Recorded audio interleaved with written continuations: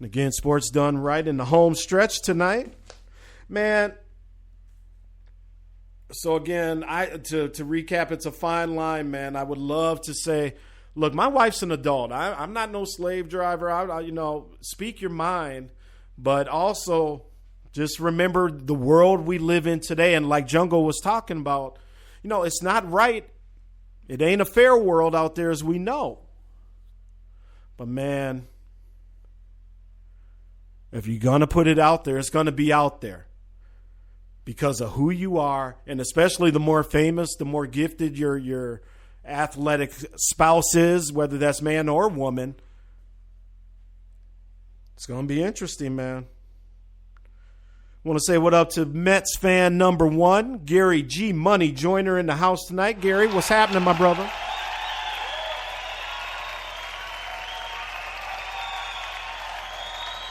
G Money out there supporting them Mets.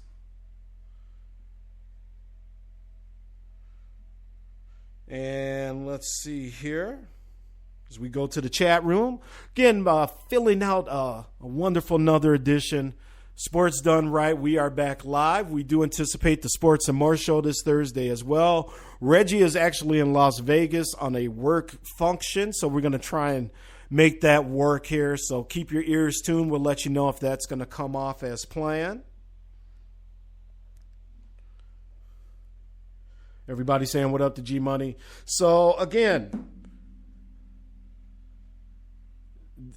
what do you do? It's just the world we live in. So if you're going to let the spouses speak, this is what's going to happen, man. This is what's going to happen. Again, Vince Wright, Sports Governor. Make sure you're following us, xsquadaffiliates.com. Make sure you are tuning into the Stewart Media and Entertainment Network, DougStewartShow.com every morning from 9 to 11 Central Time. Make sure you're checking out Big Doug Stewart.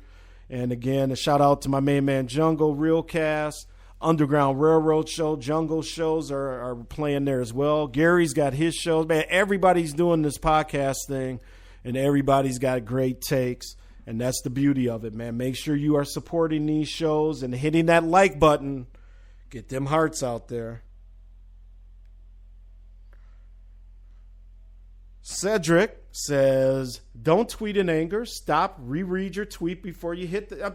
exactly.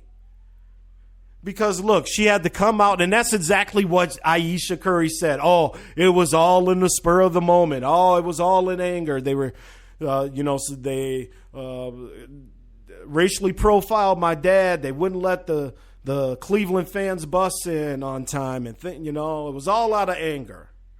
Just don't tweet it.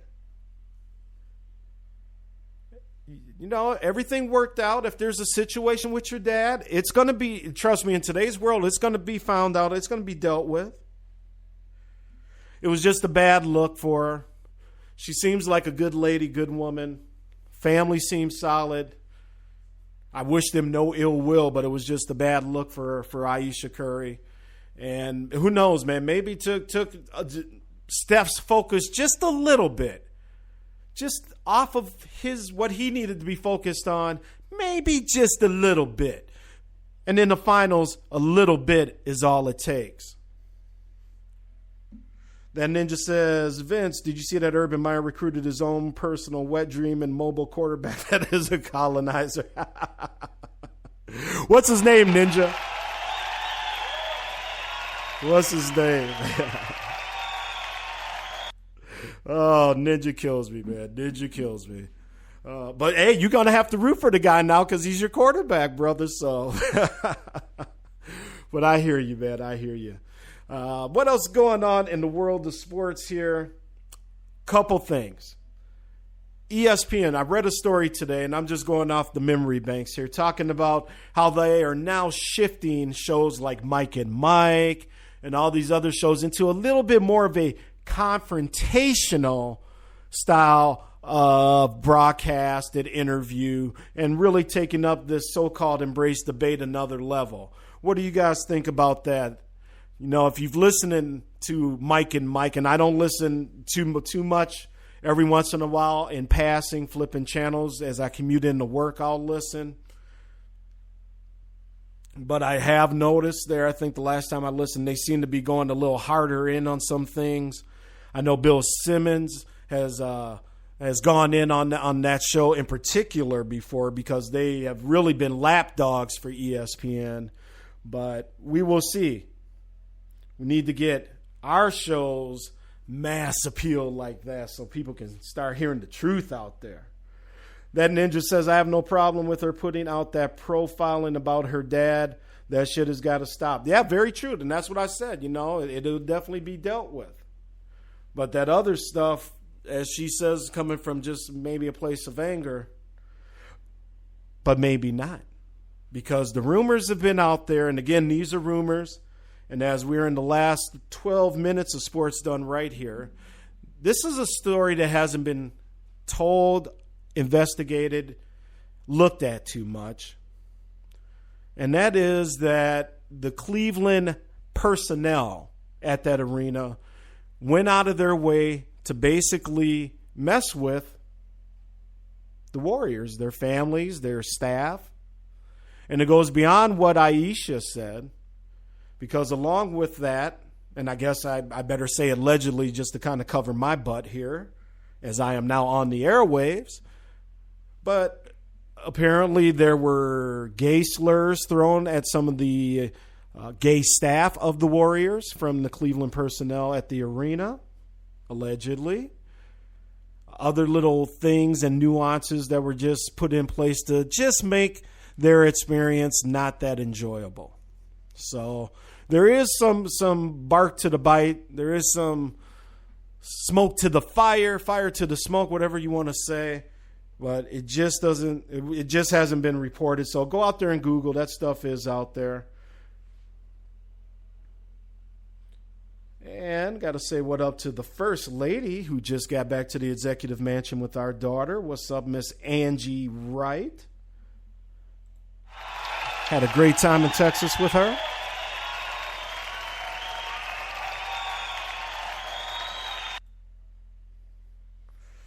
All right, here. Ninja, gay staff, that explains all the love from the media.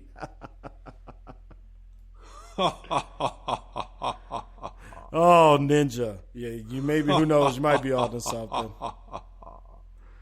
Oh, man, that's why we love them. Underground Railroad, all aboard. Check them out. But, yeah, so that was kind of some of the backdrop that was going on that apparently has not been reported and not really followed through too much. So we will see. But, again, social media, folks, just leave it alone if you're a spouse. Unless you, I don't know, man. Nothing good seems to come from this stuff. That's what I'm talking about. Nothing good ever seems to come from this stuff. All right. As we are wrapping up Sports Done Right tonight, I am Vince Wright, Sports Governor. And before we get out of here, let's talk a little SEC football. What do you say? Yeah, a little SEC.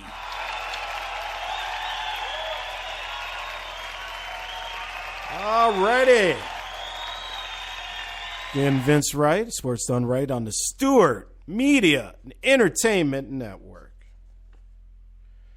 Now, this comes from 247sports.com. And a fun little article today. We're going to talk about Tennessee and LSU. And let's start with Tennessee. How do you guys feel about Tennessee Volunteers this upcoming year? Now, I know Alabama's going to win it all. Blah, blah, blah. But Tennessee, according to certain rankings, went from number 22 to number 7. And in this company, the 247 Sports Recruiting Rankings, are definitely a big jump up to number 7 there. The Vols are now building depth within a program that has been rebuilt by Jones and company into a national title contender. What?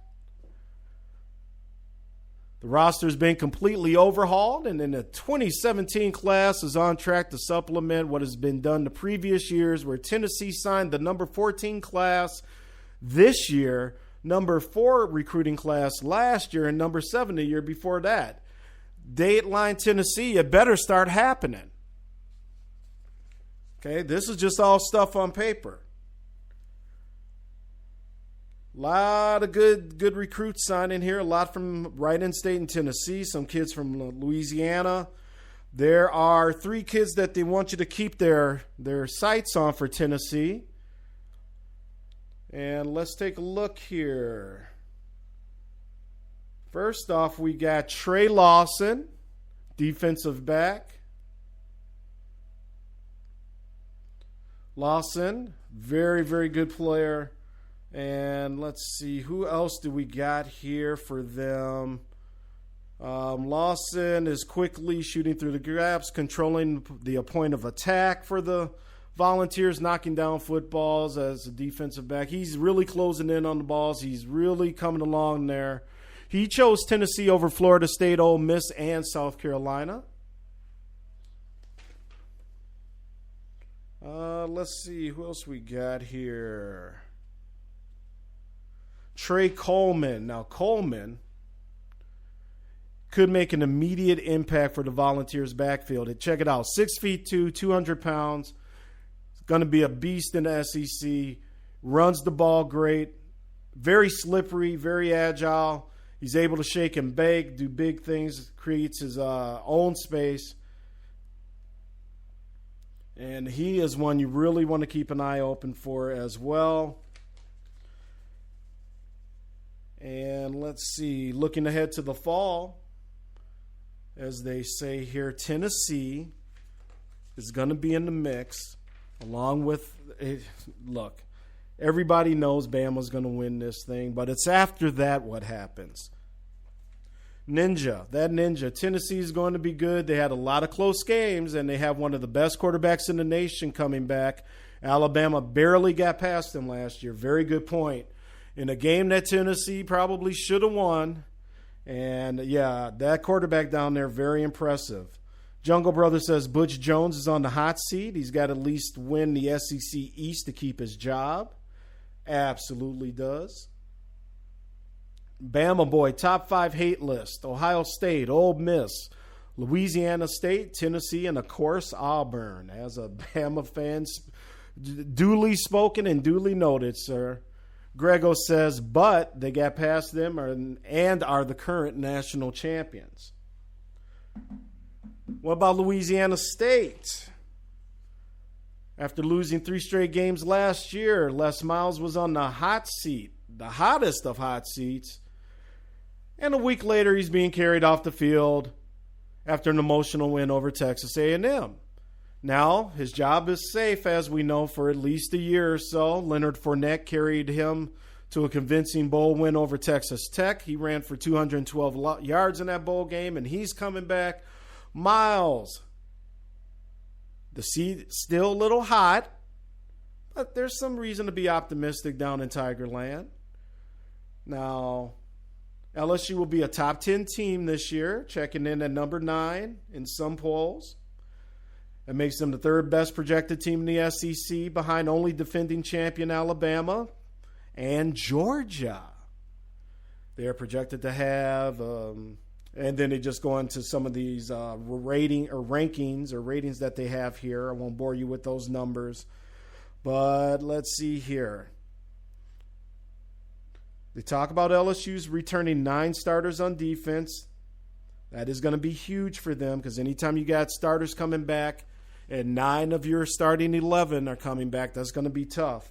So look for a very stout LSU defense this year. Look for Fournette to run big, and, hey, maybe with a break here and there, LSU can get back in the mix and see if they can challenge. And who knows, when Alabama comes to Death Valley November 5th, it might be on, baby. What you think, Bama boy? They have a neutral site opener against Wisconsin and a road game against Texas A&M. Those are the only other threats on the LSU schedule. So there you go. You got the Badgers and Texas A&M are the big games. Look for 10-2, 9-3 Gov prediction. All right, folks, we are going to take it home here on Sports Done Right. I want to thank everybody for checking out Vince Wright, the sports governor, tonight. Man, it is good to be back home. It is good to be back on the air. It is